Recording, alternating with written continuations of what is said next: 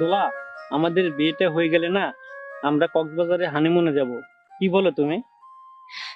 কি বললেন আপনি? কক্সবাজারে নিয়ে যাবেন হানিমুন করতে? আমার না অনেক আনন্দ লাগছে। আমার না খুব ইচ্ছে বিয়ে করে নতুন বউ নিয়ে হানিমুনে যাব। আচ্ছা রিয়াদ ভাই, আপনি কি বিয়ে করে বউ নিয়ে হানিমুনে যাবেন না? আপনি তো ওকে বিয়ে করে হানিমুনে যাবেন। আমার তো ভালোবাসার মানুষ নাই যে আমি তাকে নিয়ে হানিমুনে যাবো ভাই। কি বলেন ভাই? আপনার এত সুন্দর চেহারা, ভালোবাসার মানুষ নেই, এটা কোনো কথা হলো?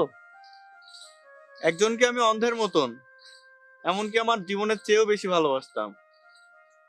আমার ভালোবাসা তাকে কখনো প্রকাশই করতে পারি নাই ভাই। কি বলেন ভাই?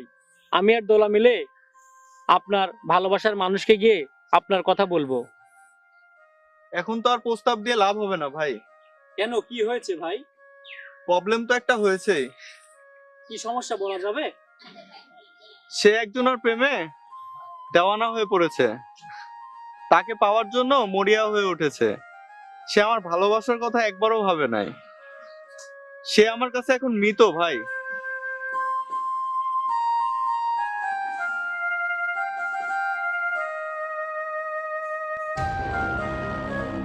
এ যুগের মেয়ে সালপালের শরম লজ্জা বলে কিছু নাই। দিন দুপুরে গলা ধরিয়ে হাসাহাসি ঢলাঢলি করছে। ছি!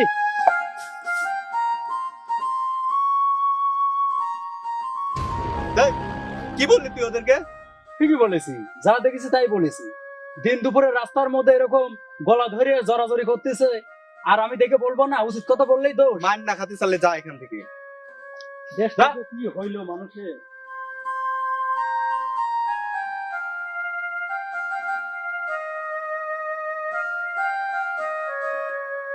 আচ্ছা, চলুন আজকে তাহলে উঠা যাক। দেরি হয়ে গেলে বাসে বকাবকি করবে। চলো তাহলে উঠা যাক, কাল তো দেখা হচ্ছে নাকি। জি, কালকে আমি আপনার অপেক্ষায় থাকবো। আই রিয়াদ, চল বাসায় যাই। চলুন।